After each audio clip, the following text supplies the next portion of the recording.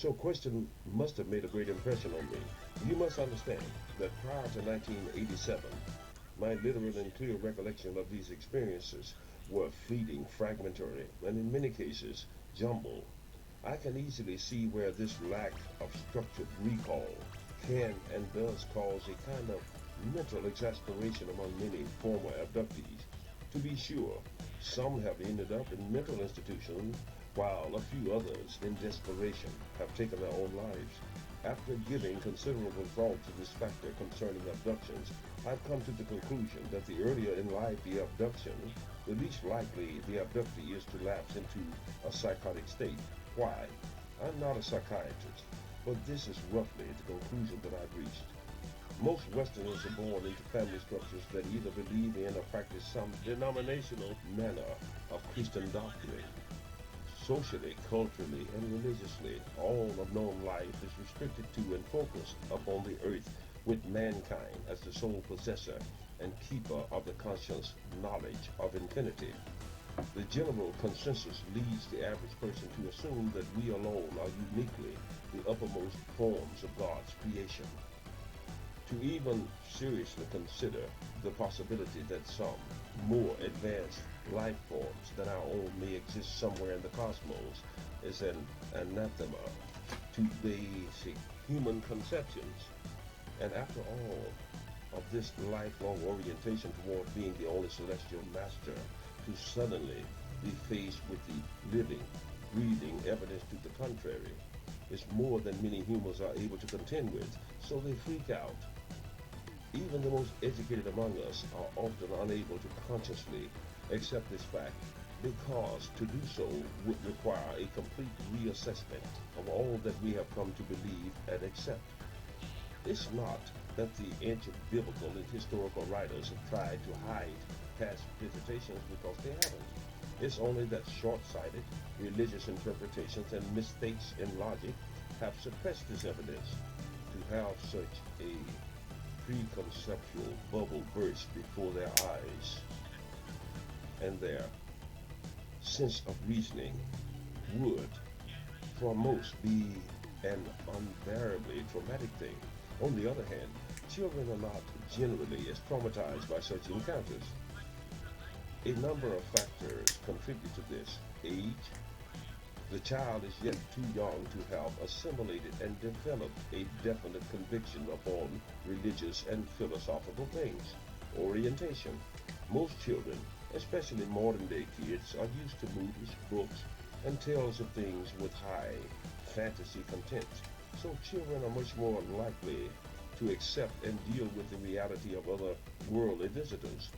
From the extraterrestrial standpoint, the children have a less physically dangerous wish or capability, and if handled gently, are much easier to communicate with.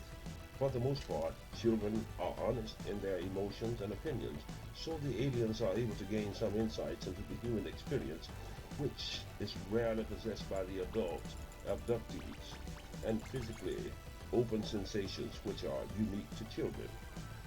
My experiences with Question and the time we spent together are more vivid from my second visit to the mothership in 1964 at the age of 18.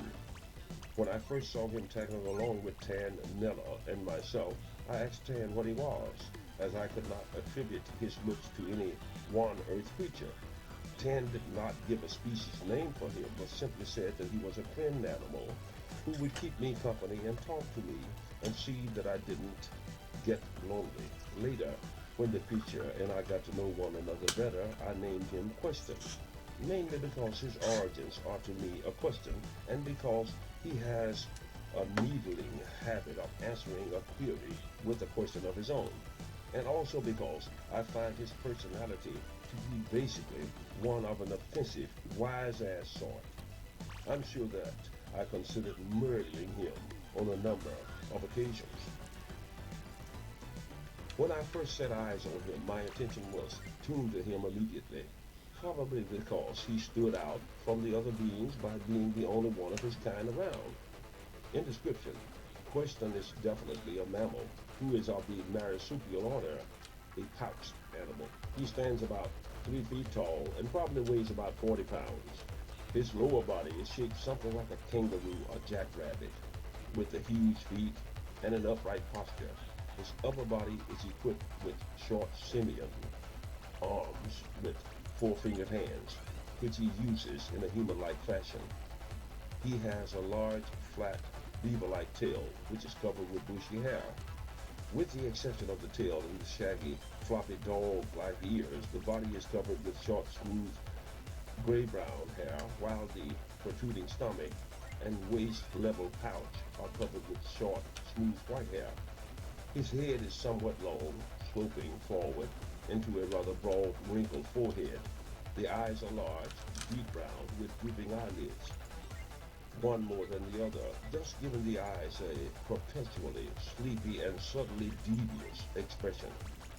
The beagle-type muzzle is adorned with a moist black hound's nose on a floppy-lipped muzzle, which is accented by two large protruding beaver-style upper front teeth. From the side profile, you can clearly see the huge overbite and the weak receding chin. His overall appearance is that of some type of goofy-looking, pouched, upright beaver, whose probable personality is that of a larcenous, slobbering, alcoholic sex deviant.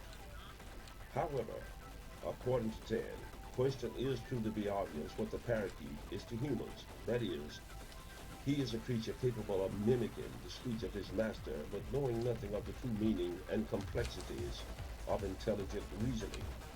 From the be obvious point of view, this assessment might be considered acceptable, yet from my point of view, I beg to differ with him. To me, Question's intelligence quotient far exceeds that of the Earth parakeet, and in deductive reasoning, I would place him on a level equal, if not in some cases superior to my own. Tan told me that every word and thought that came from Question would have been gleaned from my thought. So in a cryptic kind of way, Question became a weird reflection of myself.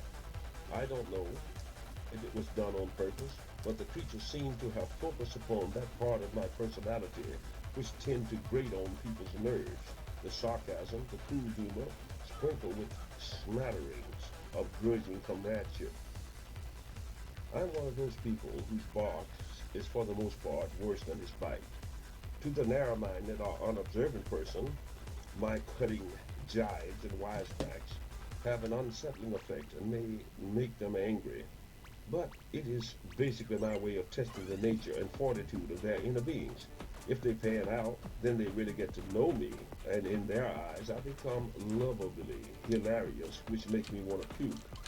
Unfortunately, depending upon one's point of view, it can be said that Question, for the most part, never picked up on many of my truly lovable qualities. Therefore, he has the ability to piss me off considerably. For instance, Question has a habit of stealing things. Anything that someone is careless enough to leave laying where he can get it, and it would fit into his pouch. Once he rushed up to me and handed me a little shiny tube-shaped object, saying that he knew how bad I wanted a memento to take home, and due to the heartfelt closeness of our relationship, he simply felt compelled, even against the rules, to make me a present of a priceless heirloom which had been in his family for 20 generations. As he passed the object to me, he was almost on the point of tears, and I was truly touched. I honestly felt contrite and somewhat ashamed at having threatened to kill him on a number of occasions. As I stood reassessing my formerly negative opinion of this variable saint among space beavers, a large and obviously disgruntled Toxician pilot appeared and stood glaring at me through his beady snake eyes. Suddenly it dawned upon me that he had come looking for the gift that Question had just given me. As I handed it over, I tried to explain to him that Question had brought it to me, saying, "Go on, Question, tell him that you took the thing, tell him." To which Question replied by making a noise that sounded like, "Threep it, threep it, threep it." The tar took the thing back and walked away in disgust. I turned around, sorely intent upon strangling that thieving, lying animal, but alas, Question had anticipated my wrath and was even then turning a corner about 20 yards away. Only later would he weasel his way back into my grudging good graces. perhaps by letting me hit his space pipe. I could never pin question down on hardly anything, such as his true species name or his point of origin. His answers to most questions were sarcastic and always evasive. Question, where are you from? Kansas City. And what would a space beaver be doing in Kansas City? Drinking good whiskey and playing the blues. Playing the blues? Ain't you never heard of Sonny Blues Boy Beaver? You are a sick animal. Thank you kindly. Now that I think about it, I must admit that question was a refreshing counterbalance to Tan's aloof seriousness. Also, Question and I communicated verbally, so he also served as an exercise object for my human articulation. Perhaps the alien realized that it is also necessary for a human being to be able to articulate, even though he may be adept at telepathic communication. I never really gave it much thought, but I have caught myself trying to communicate with people via telepathy without having been immediately conscious of doing so. Sometimes it works momentarily. For instance, a person may turn and say, beg pardon, were you speaking to me? Even though I hadn't verbally spoken a word. Mm-hmm. And it also Clear serves to skies. confirm the fact that I'm probably not crazy. Rams. It is difficult to explain all the nuances of telepathic communication, but I shall try. When Tan and I are conversing, it is a compilation of words and visuals as well as emotional stimulus. In order to speak to another person on a walkie-talkie, you must press the button, then release the button to the other caller. A third party may be able to hear or even cut into your transmission, but to do so would be impolite. The same holds true for telepathic communications. If you don't desire to communicate with a party, then you don't press the button in your mind that opens the channel. In other words, you don't stand around listening to everything everybody says. Tuning out undesired transmission swiftly becomes an involuntary mind reflex action, so a kind of neurological privacy is assured.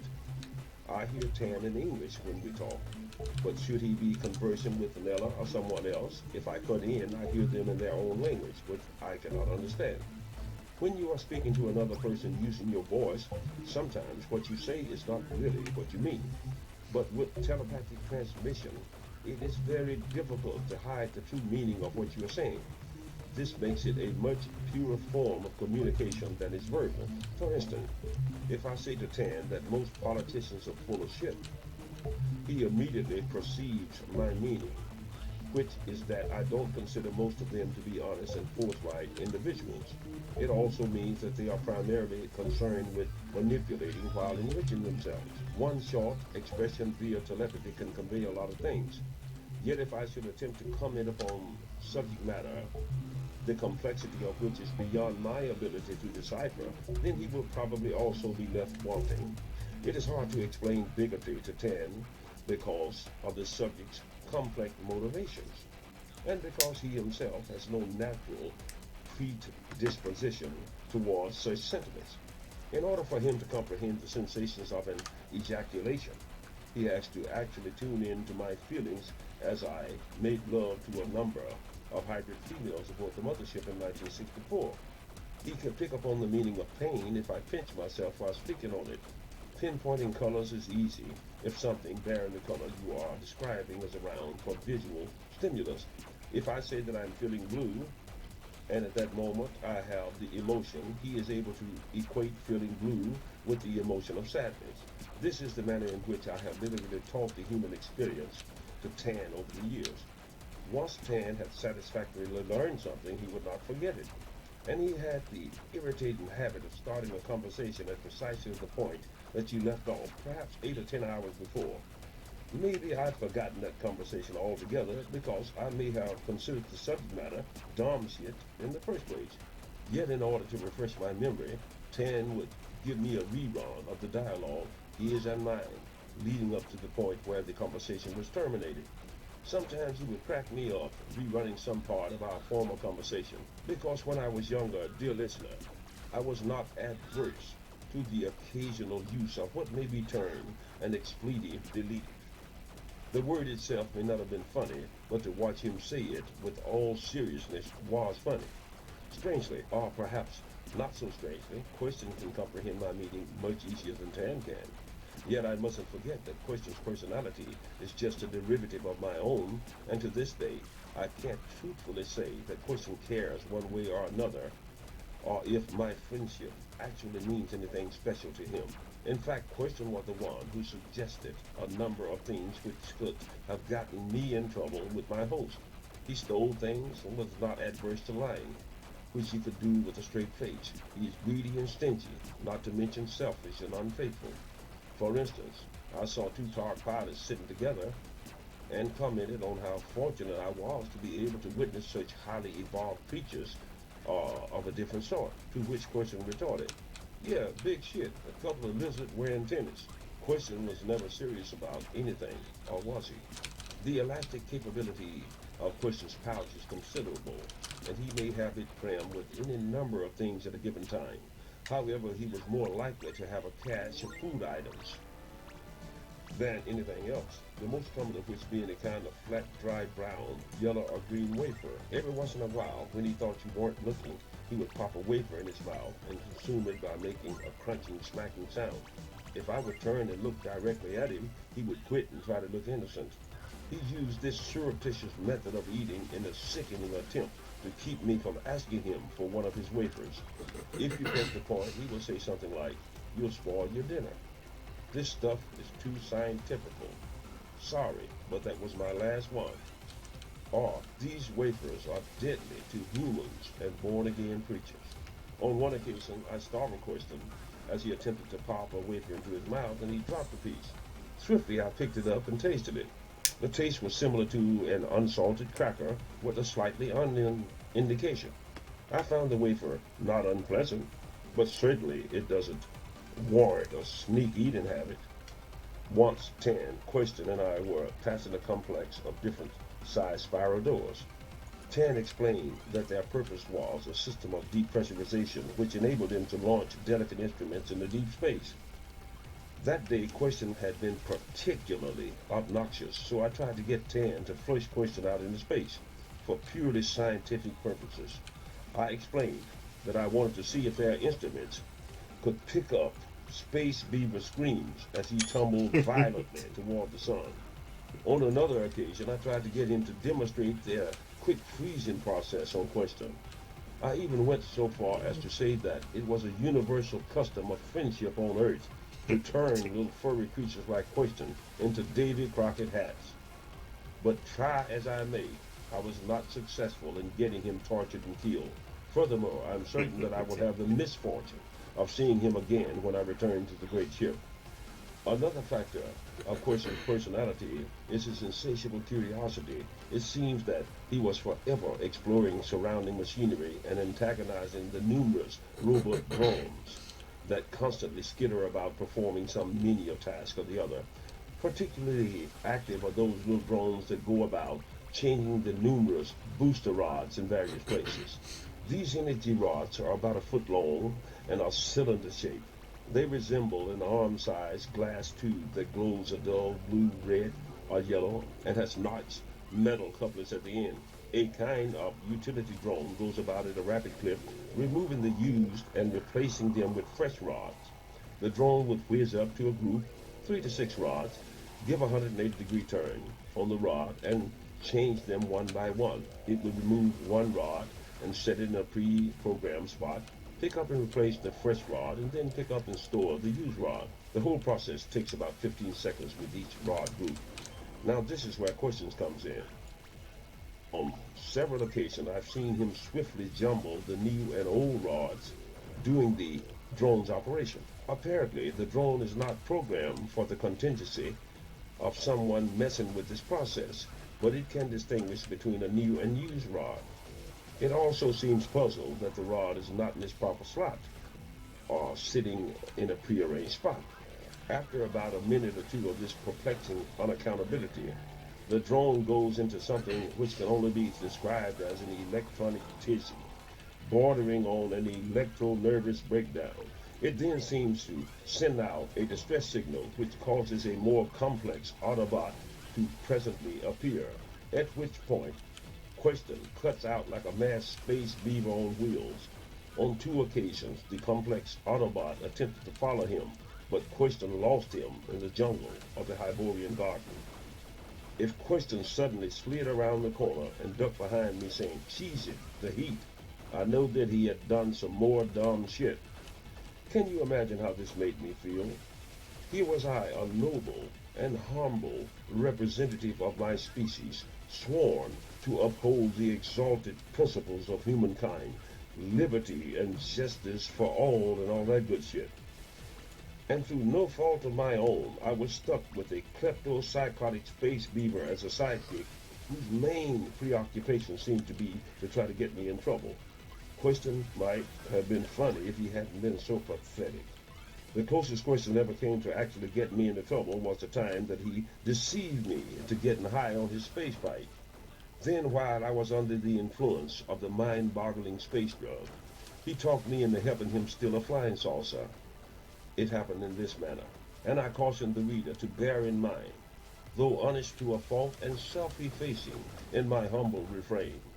I was at the time under the influence of a terribly good substance and in the clutches of an insidious-minded, goofy-looking, drunken, slobbering space beaver. One day as we lay on the grassy slope smoking his pipe and observing the awkward antics of a couple of water monsters, Question approached me with a suggestion that we should borrow one of the saucers and do a trip. "I don't know a thing about flying a saucer," says I. "No sweat, just leave it to me," says he. "You're not shitting?" "Are you sure you can handle the shit?" I asked. "Is bear shit brown?" says he. "Okay, but even if we get the ship, where would we possibly go? Would we venture out into the far reaches of space, shoot across the uncharted voids, and go where no man and space beaver has ever gone before? Nope. Then where would we go?" I asked. "Vegas," says Question. I couldn't help from laughing in his face at such a preposterous suggestion. "Are you out of your little maggot mind?" I said. "I can't just show up in Vegas in a stolen saucer accompanied by a drunken space beaver. No sweat. We just park the ship out in the desert and you go into town." "For what?" I asked, to which he retorted, "Marty, I know you're just a human, and a mentally retarded one at that, but even you should know what to get in Vegas. You pick up a couple of bills of money, some booze, and some girls." "And just how am I going to get this money?" "From the slot machine," says he. "Do you know what the odds are against winning at the Vegas slots?" "Not to worry. I got a gizmo to fix the machines," at which he pulled from his pouch what appeared to me to be a small claw hammer. "Hey man, that's a fucking claw hammer," I said. "Tisk tisk, au contraire, poor funny-faced humor. What you are looking at is a specialized, synchronetic, tapered, precision cast, manually operated, metallic percussion instrument." "No shit," I said. "I could have sworn that it was a cheap claw hammer." "Did you steal it from the master tool room or have it specially fashioned by the greatest technological knowledge in the universe?" I asked. "Nope," he said. "Then where, pray tell, did you get it from?" I asked. "The Pentagon," says he, and we both collapsed in guffaws and slobbering snickers like two maniacs. Okay. Uh, say I managed to get the money, the booze, and the girls. Not even yours truly, with all of my suave persuasion, could convince a chick to mess around with a space beaver. "No problem," says he. "How so?" says I. "Did you ever try to walk home from the moon?" says he, and once again we cracked up. While still in the dizzying grip of drunken dementia, we were both busted, crawling through some off-limit zone, giggling like snot-nosed banshees, and summarily confined to quarters, where we might have remained forever had it not been for the benevolence of time. A day or so later, being a young earth man and sorely afflicted with the wants of sexual nature, I asked Dan if they had anything aboard this dump to get high on, and also if there were any females around who didn't look like cartoons. His answer was affirmative to both queries. A small serving dish whizzed up bearing a little vial of greenish liquid. Upon drinking the liquid, I immediately went into a woozy state, which can only be described as a kind of sexually gluttonous fantasy. He led me into a softly circular, lit chamber and laid me nude on a kind of levitating bed. I don't know where he went, but I sensed that he remained near. Presently, a kind of highly fragrant mist was released into the air around me. At first it stung my nose, but quickly became mellow. Then I saw three females enter the chamber. They too were completely nude. My mental state at the time was one of blissful sexual hunger, the force of which I've never attained before or since that time. The ladies were obviously alien in origins, though not unlike Earth women in basic appearance. They were above 5 feet in height and had straight waist-length hair parted in the middle. One had raven black hair, the second had snow white hair, while the third one's hair was flaming red in color. Their bodies were somewhat thin like models. The breasts were small and firm like grapefruit halves. The waist small, the hips flared. The thighs were appealing, and the lower legs were a bit small, while the feet were kind of flat and flared. The eyes were large and wide set, while the nose was small but well formed. The lips were small but definitely human-shaped. The whole face was egg-shaped, with the small end being the chin and the forehead being broad. The red-haired one's skin was a deep red. The white-haired one's skin was olive black. The black-haired one's skin was pearl white. Red skin, black eyes, black skin, golden brown eyes, white skin, gray eyes. In body proportions and facial features, they could have been triplets. The skin of the face and shoulders was smooth and unblemished, but they all had oval coloration marks covering the entire body from the breast and upper arm downward. These skin configurations could clearly be seen, as the ovals were of a deeper or different pigment coloration than the rest of the skin. The pubic hair, though not identical in coloration to the head hair, was short and formed perfect triangles similar in tone to the hair of their heads. By Earth standards, I couldn't call them beautiful. However, while under the influence of the liquid and the odor of the fog and their bodies, I found them desirable. The fingers of their hands were long and may not have had fingernails. Neither did they have eyebrows. They made cooing sounds and massaged my body all over. I was immediately erect. We did not kiss. Then one after another, the ladies climbed atop me and made slow, noisy love. One did not replace the other until I reached the climax, and I must tell you that these climaxes were marvelous in intensity. After this experience, I slept. I don't know how long I slept, but when I awakened, three other females had joined me. The second group of three was more alien in appearance than the first set, being broad of body and quite muscular. Their breasts were larger but firmer, the shoulders broad, as were their hips. The lower legs were strongly fashioned but shorter in proportion to the upper body. The hair of the head was upswept and tightly curled like a fine afro. Their eyes were wide set and slit in an oriental fashion. The nose was almost flat to the face and the mouth was wide and full lips.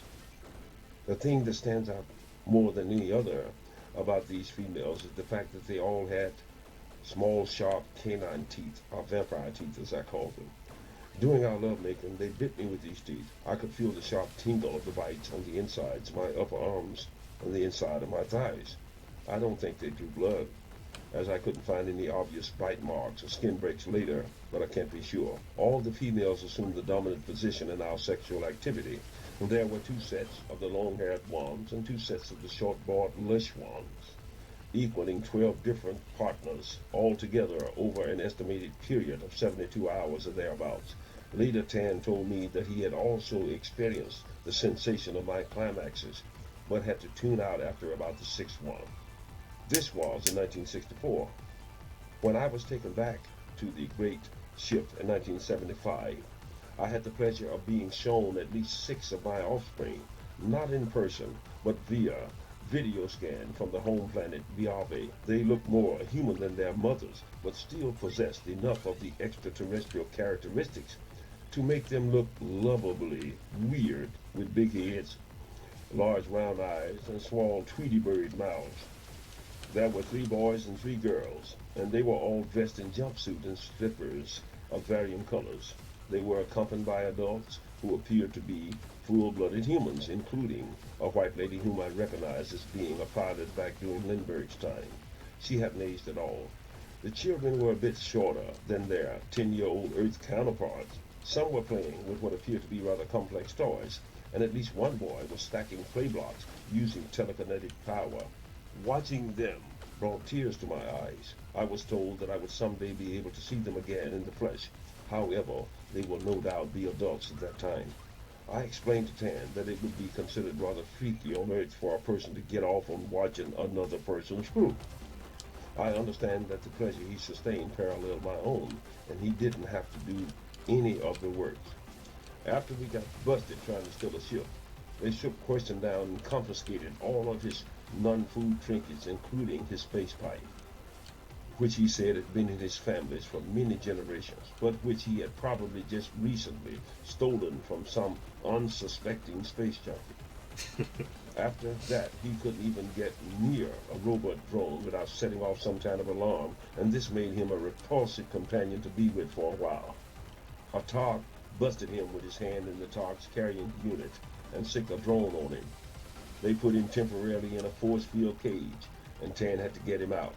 When I tried to lecture him on the error of his ways, he said something about my mama, and I tried to choke him. But we soon forgot our differences as Tan took me about on a wider ranging tour of the mothership. We even took a trip out to the huge planet Neptune, which is one of the furthest planets out in our solar system. The rings of that planet are composed of black chunks of matter, which I was told is carbon in varying forms. Robot units are on the surface of the planet and are mining the planet for a type of super pure carbon deep beneath the surface, which is harder than the Earth's diamond. The substance is used in certain high-tech instruments and is also used to coat the moving joints of the bionic being called the Ancient Ones. The metal titanium, platinum, herculaneum are also found in abundance upon Neptune. Some metals, I'm told, have to be extracted from the super hot core of the planet, and this process is difficult to accomplish, even by the Biavians.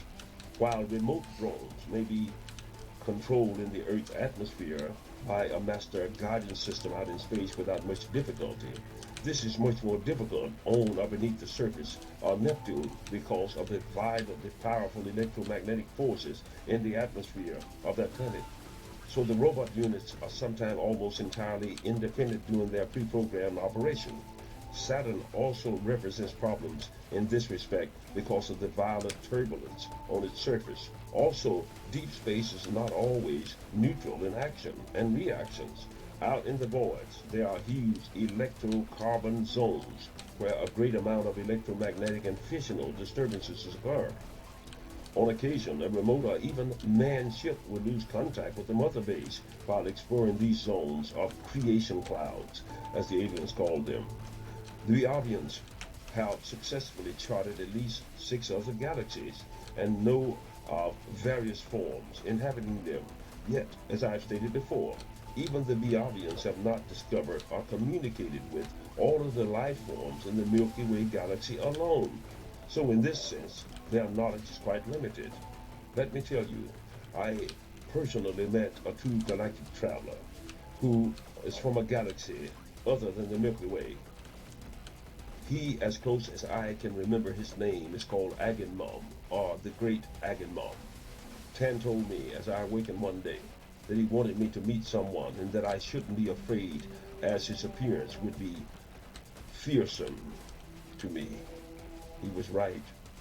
When the great door spiral opened and our transport disc whizzed into the dimly, softly lit interior, I felt the rippling tingle of the decontamination lights. Then the lights came up slowly and I found myself standing before a huge 60-foot tall glass globe. Encased within this wondrous globe was a huge aquatic creature that resembled an earth octopus in many respects, with a tall bulbous head and huge eyes and tree trunk-like tentacles. The great Agamemnon was blue-black in color with great dots. He was floating in some kind of blue liquid, and great bubbles rose slowly through the mixture. Suddenly, I felt dizzy for a moment, and then a picture started coming to my inner sight. I saw a great planet surrounded by 7 moons and a red sun. Some great cataclysm caused that planet to literally be torn apart. Agamemnon escaped in a great ship and appeared to have traversed the vast distance between the two galaxies by utilizing a black hole or anti-space corridor. He explained to me that he was the last one of his kind, and I shed bitter tears for him. It seemed that the Biavians are using his scientific knowledge to learn more of his mode of galaxy-to-galaxy travel. Even Agamemnon's knowledge is limited by the fact that his method of coming to this galaxy was uniquely a one-shot deal. And when he entered the corridor, he had no way of knowing where or when, or even if he would emerge. They theorized that somewhere in the cosmos, others of Agamemnon's kind must exist. It is also hoped that they will be able to keep him alive until this can be accomplished. This magnificent creature who has journeyed here from the infinite distance of space, it seems to me, must be a loving and caring entity. Yet I can conceive of no happy existence for him, even among the many aliens I saw aboard the great ship, and I feel a great tinge of sadness, even now as I think of him. Even Question seemed to have been somewhat sympathetic to the plight of Agamemnon. When I spoke of the creature to him, he said, "Yeah, tough shit."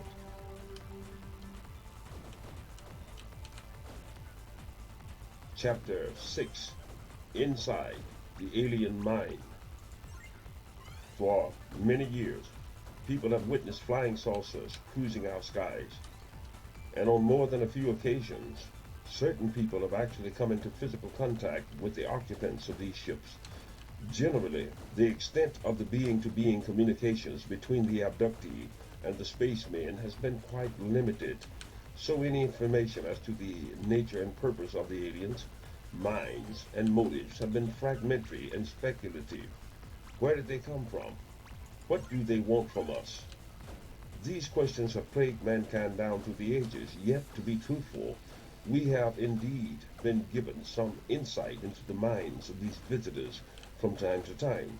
The book of Genesis tells of a time when angels or aliens walked the earth and procreated with the daughters of man, and the offsprings of these unions brought forth the first great kingdom builders on the earth. Successive members of the blood lineage from the originals lived a very long time by earth standards.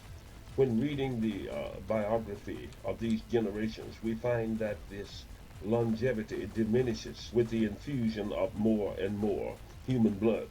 The story of Lot and the destruction of the four cities on the plains, of which Sodom and Gomorrah were two, should be attributed to alien intervention into the affairs of man. The angel with whom Jacob wrestled and Elijah's fiery chariot are also recordings of extraterrestrial beings. Scriptural readings in other ancient books also speak of these visitors from the skies. In most civilizations, advanced or primitive, living or dead, legends and recordings of space visitors are an integral part of their history. Even in those ancient times, we find that these sky visitors generally chose to contact and communicate with the common man instead of with those who were rich and powerful, and the same holds true even unto this day. The aliens don't seem to be interested in the political and position aspirations of man, nor are they interested in literally preserving most individuals from those privileged walks of life. The future survival of the human species will not lie in the hands of the dictator or the privileged dynasties, but in the propensity of the common man to assure mass survival by the sharing of available resources. Those who hoard and control any commodity or necessity to the masses are the cause of most of man's ills and are of no present inspirational or spiritual value to the aliens and are of no real future value from the practical sense. To be sure, there have always been and there will always be a definite need for leaders among humans, just as there are always leaders among the animals of nature. If prehistoric leaders among the human species had been of the same quality as are the leaders of today, the Homo sapiens could not have survived. If the strongest hunter had hoarded all the meat and fruit from the rest of the clan, then the masses would have starved. If the stronger males had killed all weaker males, or failed to protect all the members in sickness and in health, they would have died out. In order for any race or society to endure and prosper, each member of that society must be given or have unhindered access to at least the bare necessities of life. The aliens look upon this planet as just one world community and tend to measure the worth of man by how he treats those the least among his kind. They do not recognize country, state, or city boundaries when observing the planet. This great imbalance in the possession of natural resources is a thing restricted exclusively to man on this planet. The aliens revere the wisdom of the age and view all children in a common parenting sense. No BRVian would ever permit another of their kind to live in want of the common necessities of life. It would be to them an unbearable shame, which would reflect upon them all. In their eyes, when compared to all other living things, orders of above animal intelligences, the human species must be placed at the very bottom. Not because humans are technically or even spiritually inferior to all other intelligences, because we're not, but because of man's willful perversity of moral character concerning his own. During the course of our extensive conversations, Tan asked me a question which I've never since forgotten. He asked Martin, if all humans were given those things essential to survival, would the rich be made poorer or the strong be made weaker? I said that I didn't think so. Then the humanoid biped is a most repulsive species indeed, for not even the Targs are guilty of such a thing, nor the Screed. Of course, the overall situation on Earth is not that simple, but the concept of a global community free from the want of food and shelter is clearly within our agricultural and technological capabilities, and it wouldn't necessarily alter the balance of social and economical power. In other words, the rich would remain rich, the famous famous, and the powerful powerful. Bearing this in mind, the aliens have concluded that such negative circumstances are the results of man's willful inhumanity towards his fellow beings. If I were a person formerly schooled in the study of the mind, no doubt I would be better qualified in attempting to learn and then explain the inner workings of the extraterrestrial mind. But since I don't happen to be a trained psychiatrist, I'm afraid that you are stuck with me as I, beyond most, if not all other, known human beings have had the rare opportunity of spending substantial spans of time in the company of these beings. So, in as far as my perception goes, I will give you my opinion and thoughts along this line. Our first recorded rules or laws governing the workings of a communal society were probably of extraterrestrial origins. These first rules and laws were not born of divine inspiration, but were simply a structured and humanization of a more primordial method of progression. No philosophical or spiritually exalting doctrine has yet managed to improve upon the simple premise of do unto others as you would have them do unto you. If this rule alone were followed as closely as possible, it would nullify most of the greater problems afflicting humanity. The common elements of decency and fairness are truly universal in their application and hold true on Biave just as on the planet Earth. I am truly awed at the technological capabilities of these extraterrestrials. If they so desired, they could take over this planet militarily in a matter of hours. They could cripple all communication networks and literally stall all combustible engines, should they so desire. They could develop and introduce special and deadly germs, alter the weather, destroy the ozone shield, or literally blow the entire planet to smithereens. Those people who believe that the aliens are waging a covert war against humanity are rudely mistaken. Materially, man has nothing of necessitative value to the aliens and little of spiritual value to offer them. True, there has been an ongoing program of genetic crossbreeding which involves human and alien genes, but the aliens do not have to wage a subjugating planet war in order to acquire these genetic materials. Nor is it necessary to literally implant electronic devices in the bodies of individuals in order to keep track of them as study subjects. Should a subject person meet an untimely demise, they will also know this. I believe that the aliens already have enough preserved genetic materials to repopulate a dozen planets the size of Earth with human and hybrids if they so desired, just as they are able to reproduce any species living or extinct in the chronology of the planet Earth since its living origins. Think about it. The aliens aren't doing anything in this respect that we would not do if we possess the technology. Our scientists have managed to clone salamanders and frogs, and it is only a matter of time before more complex creatures, including man, are cloned. The aliens have perfected such things. The extraterrestrials have also made great strides in the techniques of creating genetically specific creatures for transplantation onto planets that have a different ecological order than the planets from which they originated.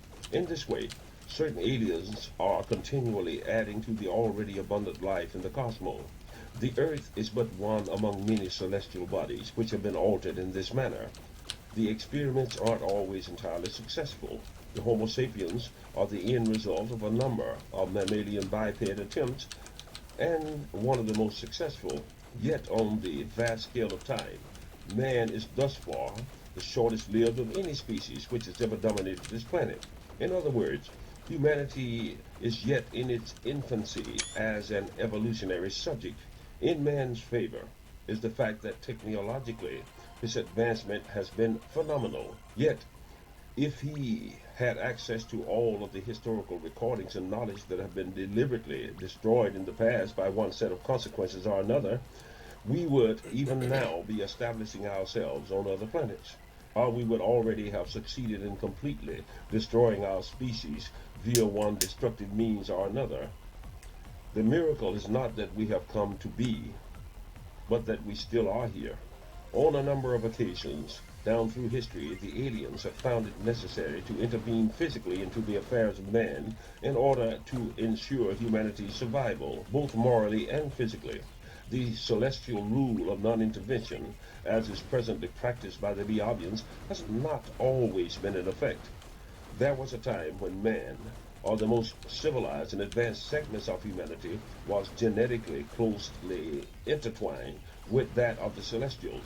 The first great leaders, pharaohs, kings, priests, physicians, astronomers, seers, and scribes, were direct descendants of the full-blood alien visitors. The next chapter will speak more extensively on the species of this alien blood lineage, but now we will deal more closely with the alien, the Beovian mind, more specifically their sense of logic and inner being as I perceive it at this time. Upon close scrutiny, I have found that most of the aliens' actions are easily comprehended when we take into consideration their sense of reasoning. A question. Why are nearly all human abductees restrained or otherwise temporarily incapacitated during their captivity? The answer. Human abductees are initially restrained for a number of reasons, the most prominent of which being that the Beovians are quite small in size and physically much weaker and fragile than the average human. So human beings are potentially dangerous, and even a human child has the physical strength to maim or kill an adult Beovian, and so has to be restrained. However, drugs are rarely if ever used to restrain the human. Instead, I am told that certain nerve centers of the brain are technically altered to control the physical prowess of the subject. The comprehension and the logic factor of the person are the last things to be interfered with. However, it is sometimes necessary in order to inhibit the horror factor or prevent a psychological or nervous breakdown in the subject. Generally, the elements of touch, sight, hearing, and even speech are left intact, the extent of which is governed entirely by the ability of the subject to adapt to the experience. For the highly emotional and potentially psychotic, a kind of dream or trance state is induced. The question, why are abductees taken? The answer, in the case of the Beovians, abductees are almost never chosen at random, but are taken for some specific reason, generally related to the genetic biology of the person. There are a considerable number of humans who yet retain a pool of the genetic inheritance of the originals and are considered relatives by the aliens. Also, these individuals are the best subjects for biological crossbreeding with the aliens. The possessors of the gene may be of any race or sex, as the gene has migrated across racial and cultural lines through the prolific crossbreeding of races through conquest, travel, and general social intercourse between Earthlings. The migration of this gene cannot be consistently plotted except under an encapsulated circumstance, which is almost non-existent at this time on the Earth. Even the enforced purity of a certain race does not guarantee the continued purity of the gene, but instead may eventually alter or destroy the gene in a given case. The infusion of new blood instead has contributed to the unaltered continuation of the gene in many cases. Also, the retention of this gene may pool in the biology of a single member of a large family, while being of insignificant measure in the rest of the family members. Further, possession of this gene does not automatically make the carrier smarter or stronger. It does generally make the subject more capable of learning and retaining what is learned, provided that person is exposed to the means of knowledge gathering. These potential geniuses may be of Aboriginal, Black, Oriental, or Caucasian origin, and if the means of formal educational material were equally distributed among all Earthlings, there is no limit to what mankind could already have accomplished. Question: why haven't the aliens contacted more world leaders instead of the common person? The answer: there was a time historically when the political leaders of men achieved their position through their strength of character, benevolence, common judgment, and contributions to the general welfare of their subjects. But this element of worth has since been lost, corrupted, or forcefully taken over by the most ruthless elements of mankind, and therefore is no longer considered worthy of the aliens' personal confidences. The same holds true of literal knowledge potential. While the original cherubim, or leaders, possess most of the scientific knowledge, their knowledge has since been widely dispersed among the population at large. The enlightened ones does not find it necessary to subjugate, intimidate, oppress, or rob his fellow men in order to fulfill his inner nature. As a result, they rarely seek politically forward positions. Think about it. Nearly all good inventions and discoveries of world impact have been perfected by little known or otherwise obscure individuals, though the results have generally ended up in the hands of the leaders who are the ruthless. The reinventors of gunpowder, airplanes, firearms, and other implements of destruction were not the ones who advocated or sought to use these inventions for world conquest. No doubt, the discoverers of nuclear fission initially sought to use this discovery for the benefit of mankind. Had they known the extent to which evil men would go in the aggressive implementation of this power, they probably would not have been so free with this knowledge. So the aliens have no desire to allow the rulers access to their technology or into their confidence. In their opinion, there is no such thing as a world leader. There are tyrants, dictators, and political manipulators, but not worthy leaders in the foremost position on this planet. This is the heyday of the beast, the tyrant, the deceiver, the gluttonous, and the planet killers. So much so that humanity's destruction is almost imminent. Question: why is communication between the abductee and the alien generally limited to little or no language communication? The answer: this is mainly because most physical contacts are not made with verbal communications in mind, but more often are done for purposes concerning genetic testing. Rudimentary communications such as assuring the abductees that they won't be hurt and that they are friends is standard operating procedure for the aliens. On rare occasion, when a particular subject overcomes the initial shock of contact and is easily susceptible to telepathic reception, the alien may communicate at some length with the subject, and fewer still are taken into confidence and allowed to take journeys and spend time among the aliens. Apparently, there has of late been a movement among the celestials to gain a closer rapport with the human psyche and motivation. Thus, the prolific rise in close contacts, like the relationship between Tan and myself. For some reason, I think it is very difficult for most human beings to accept the reality of these aliens' presence and then reconcile this knowledge to the human experience, to maintain a sane perspective in the face of it all. Even I find it difficult to accept the equality, let alone the superiority, of some of the creatures I've seen with my own eyes. And I have no desire to be a servant or to a lizard or a giant mantis insectarian, though I know that it could conceivably happen. The forces of it all is simply too fantastic for the human species as a whole to accept or endure. So most close contact between the aliens and humans is purely scientific instead of social. The question, what do the aliens think of man in general? To what level of social esteem does he hold humanity? The answer, when we see a chimpanzee, we immediately recognize the biological and genetic kinship, and our inner feelings toward them is generally one of benevolent guardianship. We know the animal to be of some intelligent worth and believe that it has the potential, no matter how slightly, of expanding this intelligence into something similar, if not equal to our own, given the time and instruction. Now then, imagine that the chimp has learned to build crude living structures, build a fire, and use sticks as weapons. We know that such small accomplishments on the chip's part could not truly threaten us technologically. However, the creature now warrants a closer observation than, say, the baboon. We don't even consider accepting the fire-building monkey as a social equal, but we can no longer rule out that eventuality or that possibility. In order to ascertain the latent potential of the creature, we start to scrutinize it much closer. We prepare experiments which will include everything from simple logic operations to genetic crossbreeding possibilities. While one segment of scientists may view this chimp as a brother of the future, others will explore the possibility of a futuristically cheap and controllable workforce. One thing is for certain, the chimp must not be allowed to advance so swiftly as to become a physical threat to us humans. And though benevolent and protective we may be, we must be prepared, if necessary, to destroy this upcoming species of certain dangerous parts thereof.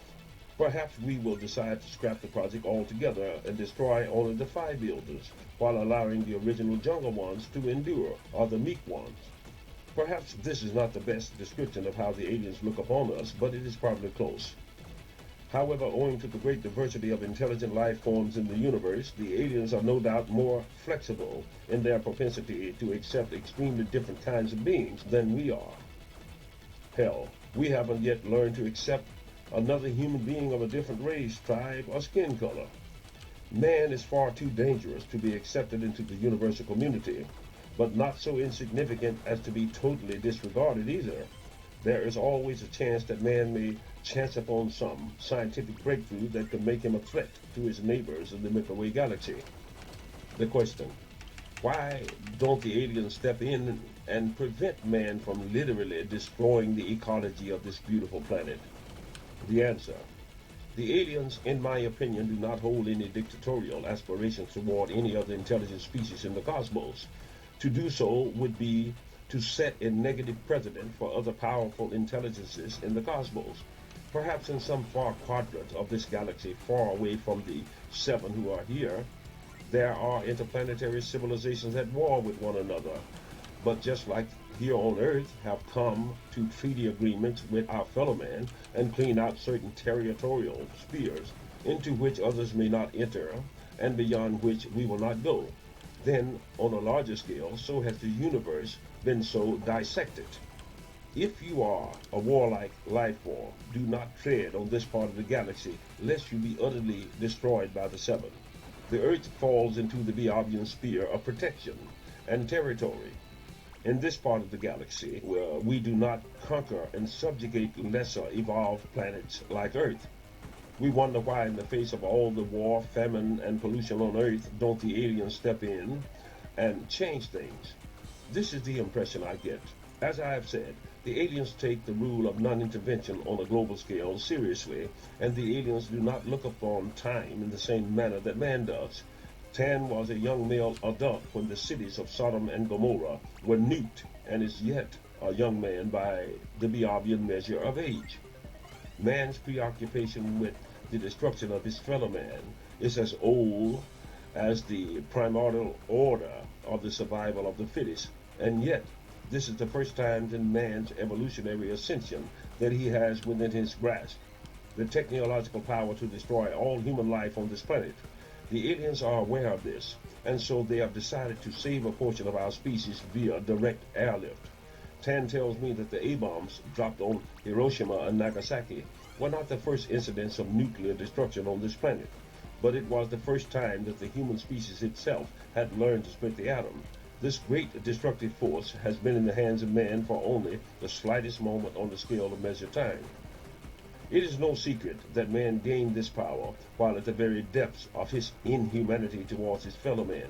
But for the racial hatred of the human monster Hitler, this awesome power would almost certainly have been developed first by the Nazis, in which case the plight of humanity would have swiftly reverted to one of nightmarish dementia. If Hitler had embraced the Jews' ethnic sector in his society long enough to take advantage of those Semitic scientists' knowledge, what would ultimately have been the destiny of all humanity? The aliens seem to have a good grasp of the fickle and potentially explosive evil of man. They know very well that the elements of mass psychosis lay dormant in the hearts of whole nations and can be reawakened with the changing of the wind. In times of famine or economical depression, the very structure of humanity's ethics and laws of universal rights can be successfully challenged and corrupted through popular hatred, bigotry, and stupidity. With his own eyes, Tan has observed the rise and fall of a number of civilizations on Earth. He also knows that the next one will be the big one from which no nation shall emerge intact. At certain points in history, the mixed breed offsprings of the aliens did intervene militarily into the affairs of man, and this practice, though well meant, ultimately led to the destruction of that ruling society. They were called the Elohim, but the world has come to think of them more commonly as Atlanteans. So the purebloods of today simply refuse to interfere in a military manner, even if it means the end of life as we have come to know it. Nor will they extend to us that technological knowledge which might or would exalt one nation over the others, because none are without the inner predisposition towards tyranny. The question: do the aliens have the power to actually stop a global nuclear confrontation which is in progress? The answer: if every nuclear warhead on Earth were aimed at the Biavian mothership, which is situated in deep space, the aliens would have little trouble neutralizing the threat. This is because they have the home-based apparatus to do so. They could deflect the missiles, take control of the trajectory, or detonate the warheads at a safe distance.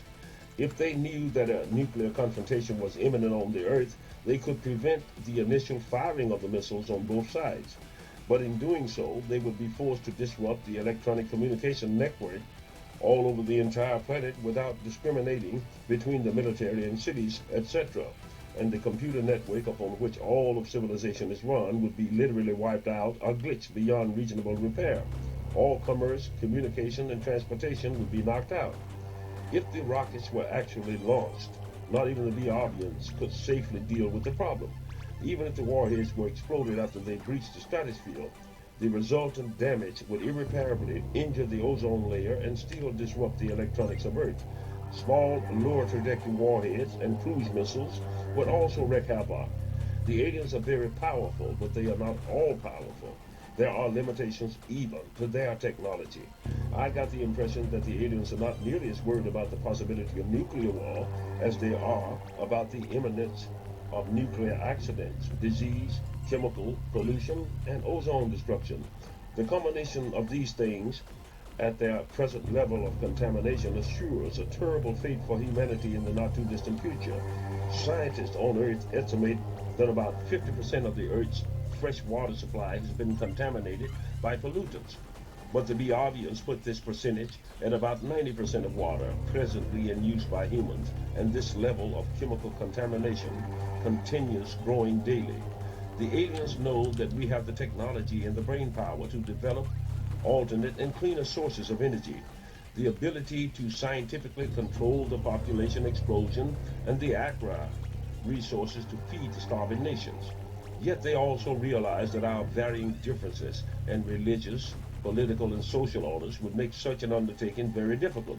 not in materials, but in logistics and psychological alterations. Nonetheless, as they see it, we are surely doomed if we do not expend every possible effort in accomplishing these things. Rome would not have been so easily conquered by outside forces had it not first been undermined by the continuous influx of starving aliens and the deterioration of ethical social order among the Romans themselves. The bomb is the least of the threats facing civilized humanity. The extraterrestrials are aware of the fact that man is the only species of creature upon this planet that does not fit into the natural niche of the evolutionary and ecological order, and by all logical reasoning and all other facets of natural order would be much better off should the extinction of man occur. They have estimated that should man disappear from the surface of the planet via nuclear holocaust, the Earth would repair itself within 1,000 years or so. I know that they plan to airlift a large number of humans from this planet within the not too distant future and return them after 1,000 years. But I don't know how much of the Earth-bound population will continue to survive to witness their return. Nor do I know if the aliens plan to make sure that those left behind do not survive, or to what extent a natural or man-made catastrophe will contribute to the extinction of humanity. Tan told me that under no circumstance would they personally contribute to the destruction of man, but I further realized that even space gods can lie. I do know that the Targs have historically been a war-prone species, and because of their aggressive nature, they gained the preeminent evolutionary position of their home planet.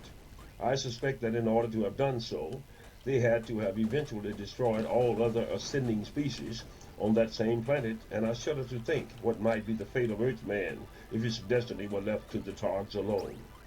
We tend to view society on the person-to-person level as a socially viable organism. Humanity is in a bad shape indeed. However, from the alien's point of view, the human species numerically is a very successful life form.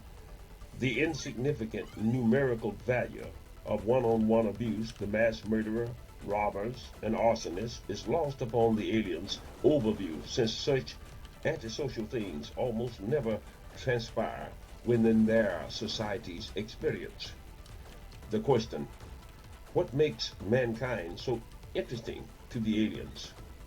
The answer: a scientist, no matter his origins, is always interested in any new or different life form discovered and is compelled by scientific curiosity to observe and examine these plant and animal discoveries.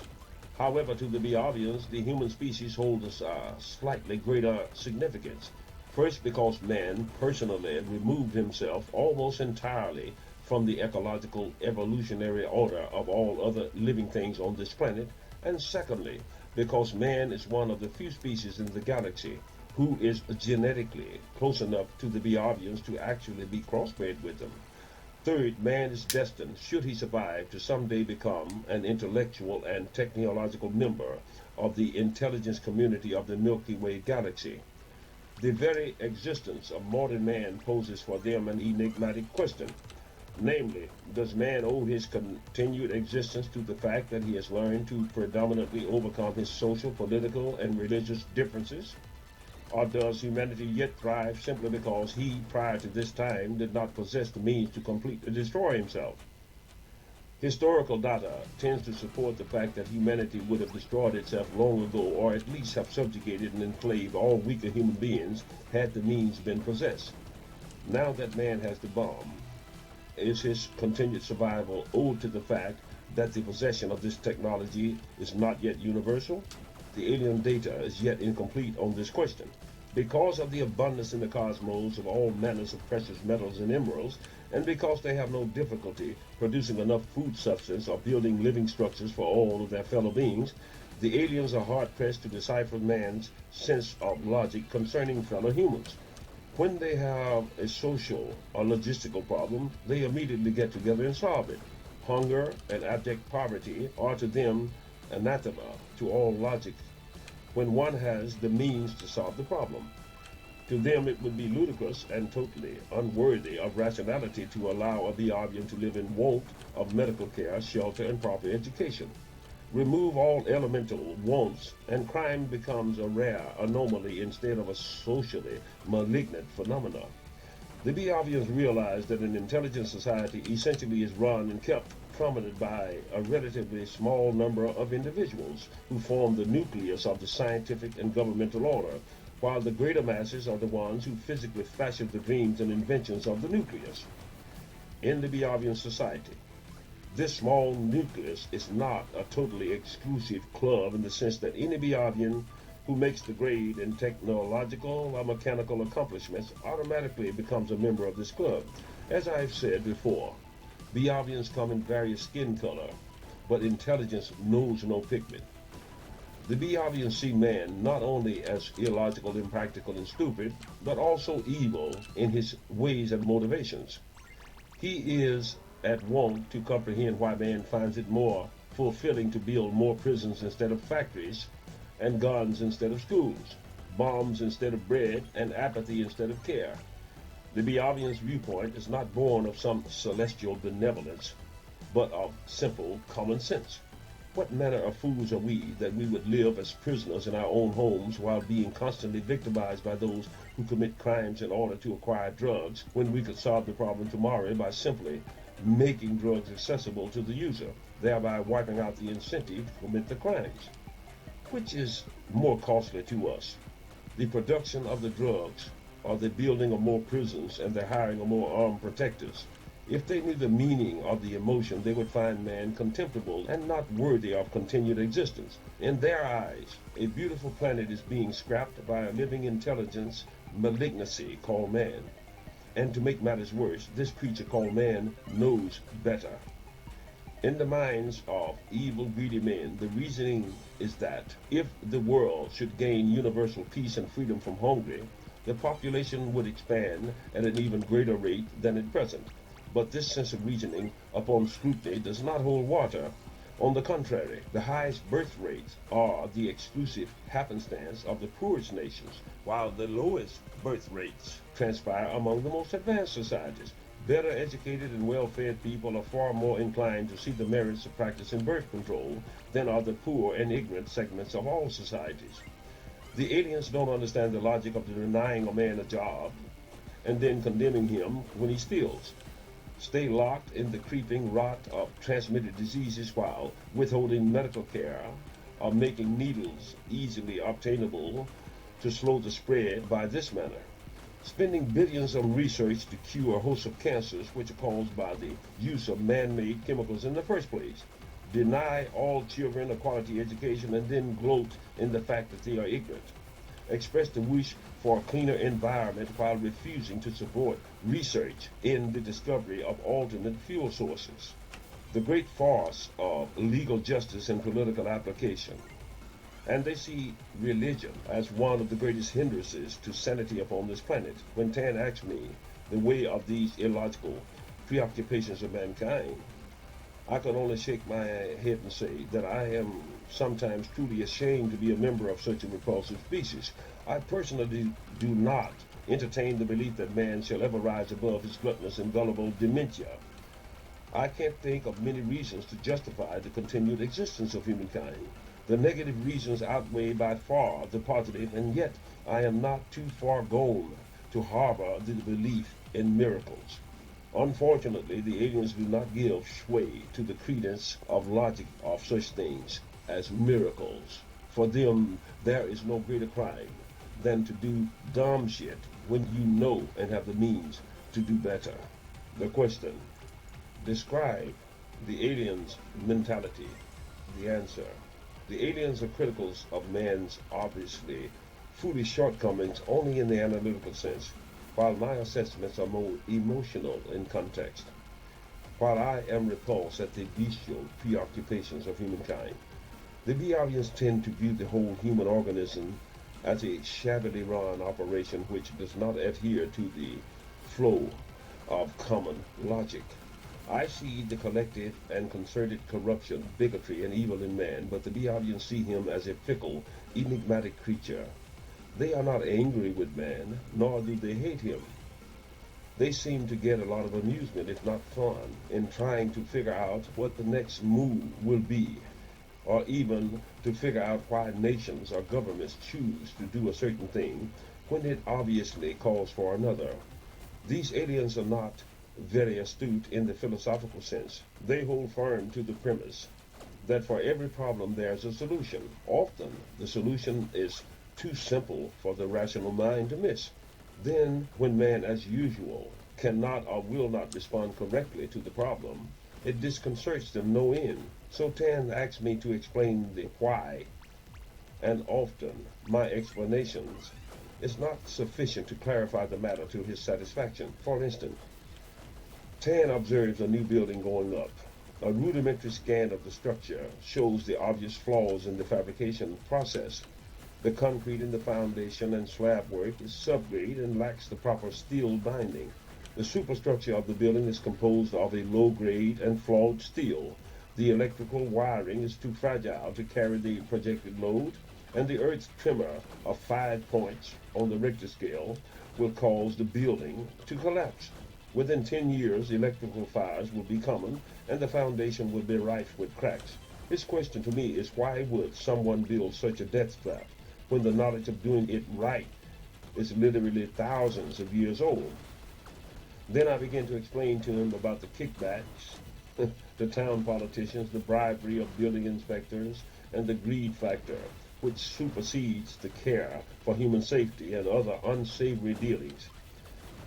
On the extraterrestrials' view of human sexuality hypothesis, as I have stated a number of times before, the Biavians do not experience emotions in the same manner that humans do.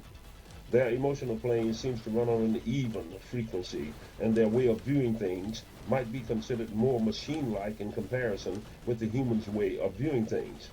Yet they are able to experience the sensations of emotions secondhand by telepathically tapping into the human emotional frequency. However, it is a different story to figure out the inner meanings of the emotion. For instance, if you walk into a dark hallway and one of your friends jump out and says, "Boo," initially, it may induce within you a strong emotion of fear. The pulse raises and the adrenaline flows. But the emotion of fear quickly degenerates into the emotions of anger at the friend for doing such dumb shit.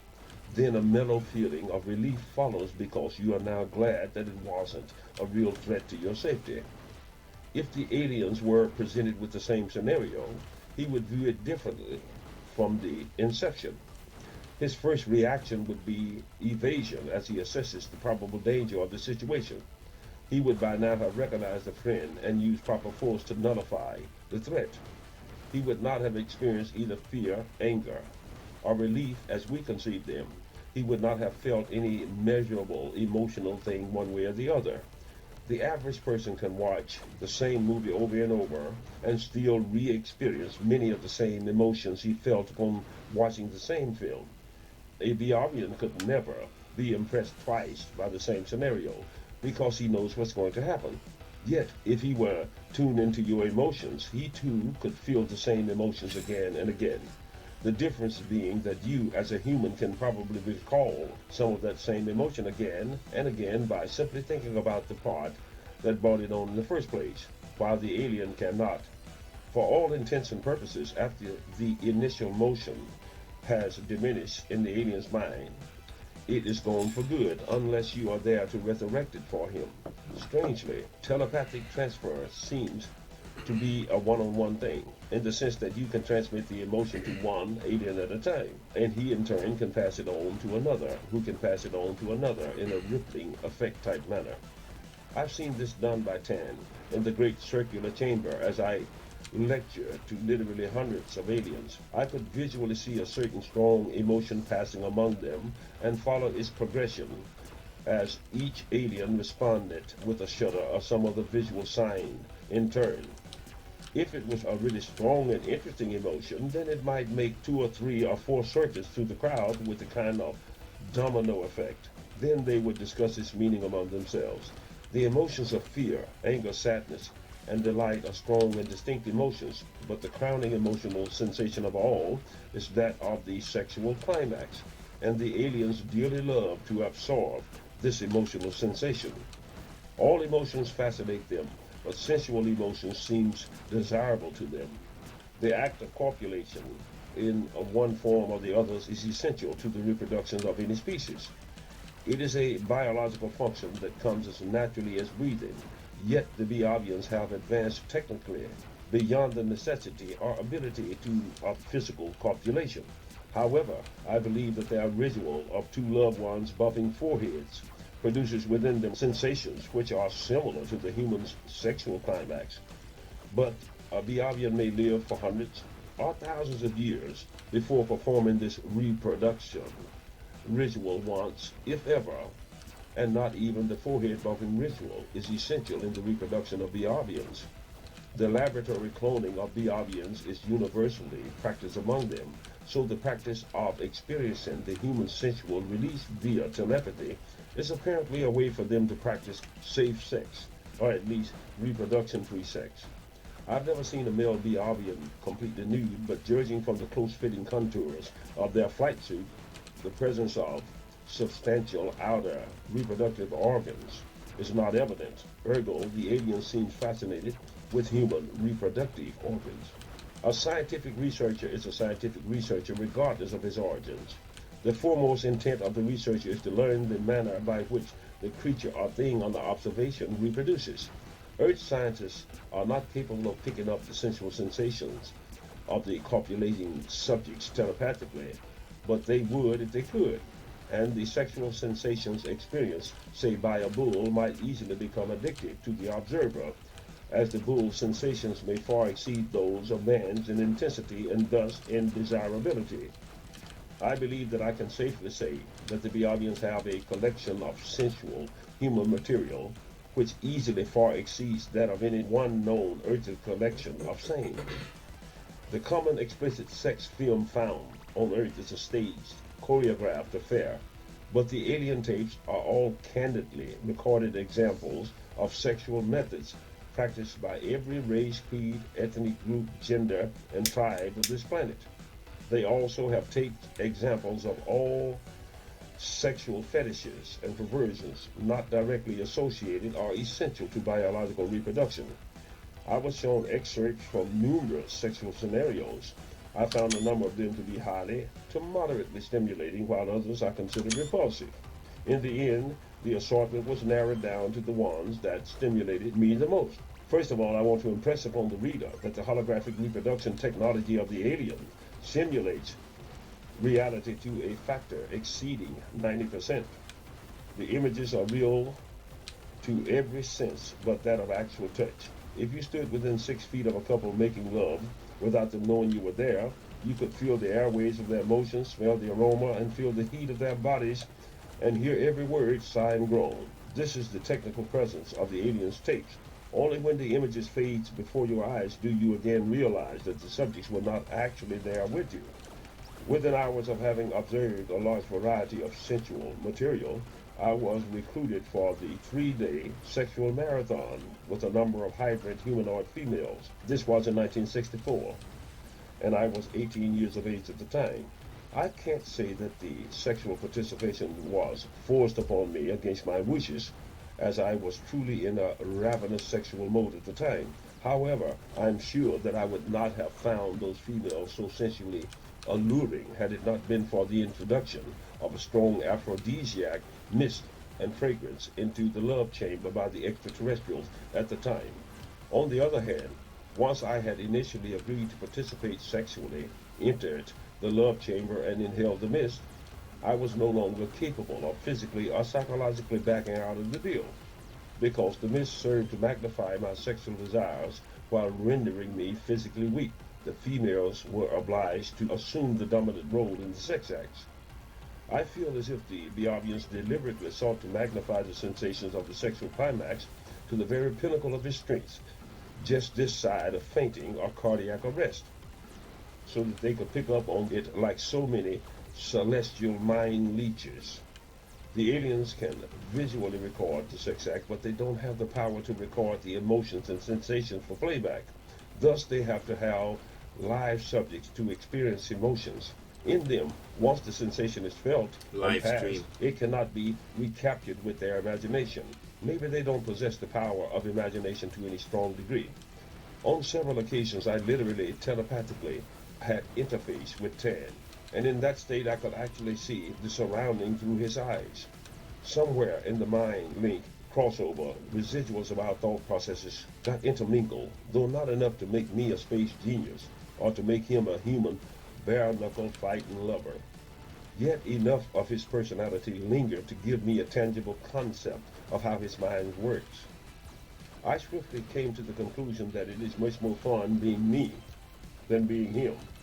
Tan has the technical power to destroy planets, but I could detect none of the haughty, omnipotent attitude of his personality during the mind links that the possession of such power would induce in a human. I also believe that if given the opportunity, I could operate one of their ships because I felt as if I understood the mechanism of the machines while in his mind. For instance, I instantly realized that the saucers do not use the power of engine thrust as do engines like jet aircraft, but instead use a method of magnetic attraction and magnetic repelling power to move about.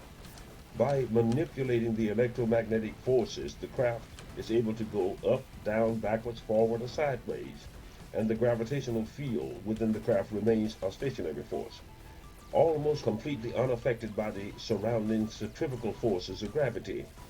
Any kind of frequency or radio or other wave can serve as an invisible highway in the sky. To go to the moon, you simply switch the magnetic poles to push the ship away from the Earth, and then at a certain distance away, you switch to the magnetic pull of the moon. You can literally slingshot yourself through solar systems without raising the engines.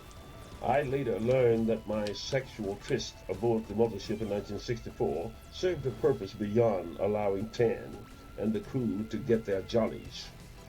The sexual session also produced at least six hybrid offspring, which bore more distinct human physical characteristics than did their mothers. They were shown to me on the vid screen in 1975, and to me they looked strange but cute. They even had sparse hair on their little Mr. Potato heads, and I believe 5 fingers on their hands as opposed to their mother's 4 fingers. I've never been able to fully reproduce the sexual climax intensities again with Earth women, but the alien females did not spoil me on Earth women. Why? Because my sexual experiences with the extraterrestrial females were different. Extremely good, but different in a spiritual sense. The alien women didn't love me, and I didn't particularly like them. It was purely a case of drug-induced lust. I resent the fact that they used me, that they performed sex upon me instead of making love with me. I'm not keen on the idea of having been rendered physically incapable of assisting or preventing the sexual activity. Still, all things considered, I still think of it as having been a very pleasurable experience. How widespread is this crossbreeding program and what is the numerical value of the earthlings so used? I really can't say. But I know from first-hand experience that it is still being done. What is to be the future purpose and destiny of the hybrid offspring that result from the crossbreeding? This too is a question that I'm unable to answer at this time. I'm sure that the females I had sex with were part human. I gathered this opinion from their physical appearance, which was similar to humans in more ways than they were different. They were not mental automatons, but had distinct and differing personalities. Of the 12 females I had sex with, not one was to return for a second session. Physically, the 6 lean ones were very similar in appearance, yet I have no problem distinguishing the unique differences in their personalities. As any woman or man who has experienced a number of different intimate partners knows, no two individuals feel or make love in exactly the same manner, not even identical twins. So I could tell the difference between them. The whole 3 days was like one long sensual dream. Because of the effects of the mist, as well as possibly the liquids they fed me, may have continued to induce the mental torpor of the sensual high. When it was over, I was noticeably weak in the knees for hours, and upon my return to Earth, I could not achieve an erection for a month, no matter the stimulus. My problem was that at the time I had no conscious recollection as to the why of my temporary impotence, and it disturbed me grievously. That was 26 years ago. Sometimes I find myself wondering how those females are and what my offsprings look like now. I truly believe that I will see those kids again in this lifetime. I believe that the six offspring I was shown on the screen in 1975 were the progeny of the six slender hybrid women. I was not shown the offspring of the heavier females, if indeed any offspring resulted from those unions.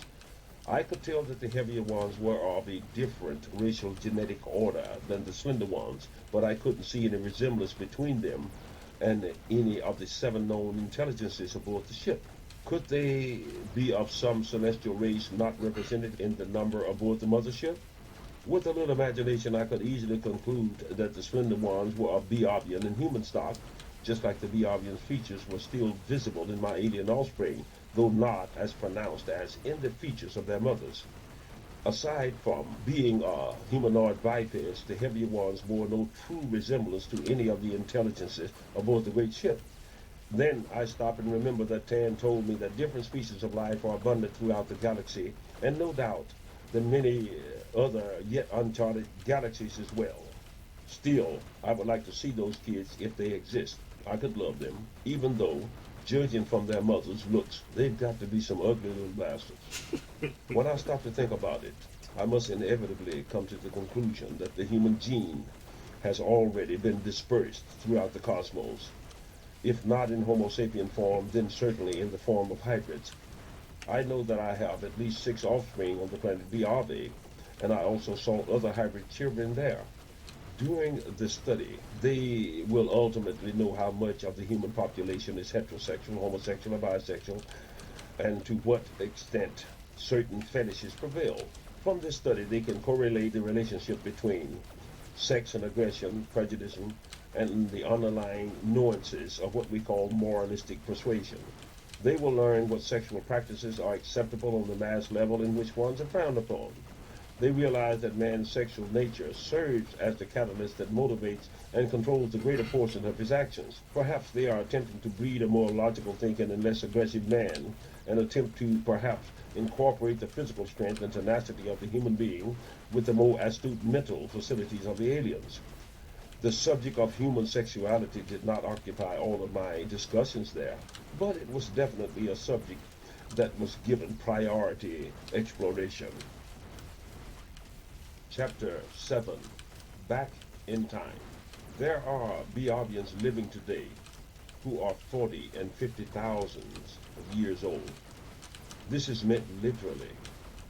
50,000 years ago, a bouncing baby Biavian was born on Biave, and yet he lives in the physical form.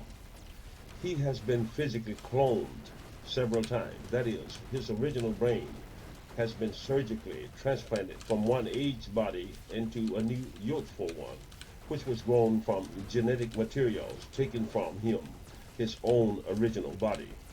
However, the numerical value of the Biavian population is strictly enforced. This is the way it works, and it is not without some complications. It may be noted that genetically flawed fetuses, which cannot be medically corrected, are all terminated in early growth on Biave. True, literally every Biavian citizen has duplicated biomatter stored or frozen in anticipation of the time in the future when the duplication process will be necessary, should the citizens so desire. Of course, it would not be practical to begin the clone growth process too early in the life of the original, lest the planet's storage capacity be overextended with adult-sized clones lying around waiting. So the birth and growth process is started only when medical examination foretells the imminent necessity of this transference. Those ready to receive the operation must remain on the home planet for the 16 or 18 years that are required to bring the clone to trans status. And there are no exceptions to this rule. Not even the foremost scientists, pilots, or artisans may leave the home planet during this time period. And though it is possible the cloning materials and technology are not permitted to leave the home planet, I am sure that this is for security reasons. to prevent the possibility of this technology being stolen, abused, or duplicated. However, the necessary equipment for freezing new materials can be carried on missions. Should a particular scientist of great knowledge meet some untimely or mortal fate away from the planet, his original being or spirit is lost because the Biavians are not able to preserve the original brain for extended periods of time without damaging it. If the clone is permitted to develop naturally, it will produce another brain identical in all biological respects to the original, but it will remain an empty vessel, which must be taught in the manner that all children are taught. Though biologically identical to the original, it won't automatically inherit the conscious properties and content of the first. Ordinarily, the brain of the clone is medically suppressed in growth and will weigh only several ounces, even when the body matures, and it would have no conscious awareness of its surrounding. If the clone body is allowed to develop naturally, complete with brain, it is in essence a totally separate entity with rights of its own and thus cannot be used for brain transference. This is the law. Any one person may have enough genetic materials in storage to clone 1,000 separate bodies. However, only one duplicate of any Biavian, even a High Council member, may be in the developing stage at one time, and then only when the transference procedure is imminent and necessary. Otherwise, you are not allowed to order up 100 of yourself at will in order to keep the population in check with topographical availability. The birth rate is strictly controlled. Each couple is allowed 2 children, of which the gender is left to chance. If for some reason the parents die, the orphan child will be placed with childless parents and will supersede the birth of new babies. There are no orphanages on the Ave. The birth rate is also governed by the number of deaths or will for terminations. Since death is to a greater extent by choice, the birth rate fluctuates with time. I'm told that the Biavians sometimes experience a euthanasia fad or flap, in which a large number will choose to die in a given time span. And these flaps cannot be anticipated, they just seem to happen. At these times, new births are encouraged. Other happenings may entail the birth of new births, such as the rehabilitations of some newfound planet, or the decision of many to simply live out their present lifespan and die a natural death. Once this decision is made, the stored genetic material is forthwith terminated, so your decision is final. All over the planet at any given time, a Biavian has decided to end it all. A computer records the termination and destroys the corresponding genetic material, cross-references and duly alters the new birth quota. A child or animal cannot enter the disintegration chamber. Should a child attempt to enter, the eye of the computer duly records the attempt and someone is dispatched to investigate the matter. If the child attempts to enter again, he is allowed into the chamber and simply held until the authorities arrive to pick him up for tests. Should a child or other non-terminate status person opt to kill themselves by some other means or meet with accidental death, the censors will also record their death even though it did not have the power to prevent it. Since the gender of all children born on the Ave is left to chance, more females than males are born. So males are valuable, temperate beings, and polygamy is standard. However, if a male has more than one wife, the average is about 4, he can only produce one offspring to each wife beyond the 2 children of the first wife. By law, each wife must have a separate residence of her own apart from her husband's and the other wives.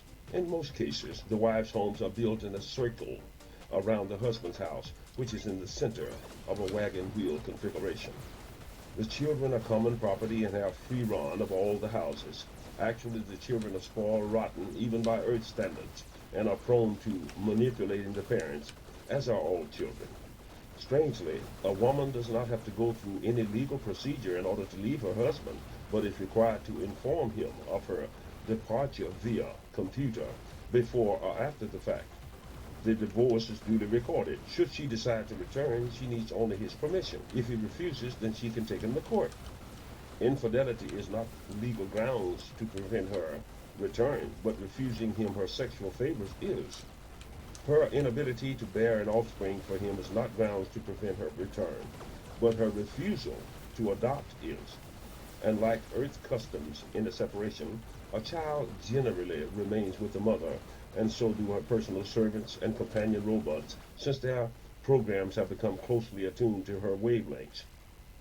I further learned from Tan that Biavian males are in many ways just as perplexed as to the actions of their women as are Earthmen. They have their dominant and docile female personalities, busybodies and gossips, fidelities and infidelities, schemes and intrigues, no doubt on a much more subtle level of expression in comparison That was with their pretty Earth sisters. interesting. It would be a misstatement to say that the Biavian individual is always above reproach, because there have been, and on rare occasions there may yet be, an antisocial or renegade Biavian. Starting There to is no heat up a little guarantee bit, that right? a seemingly normal individual may not at some point, for Oh, some look at reason, go Crush. See? haywire. What did The what Biavians did I have say? long known that it is dangerous to place too much See? power in the hand of So any on that single one, we'll individual. The say checks and clear balances skies next involved time, in right? taking a major action are so extensive and complex that it would entail a major collusive conspiracy in order to bring it off. So any notable deviation from procedure is nearly always detected and corrected early. Fortunately, the Biavians don't have a major organized underworld or subculture like that of Earth because of these checks and balances and the lack of the material and social incentives that fosters gangsterism. Alright If you are Biavian and you have a yin for soldierly combat, you can participate in the combat games or then. Good exercises. night. This game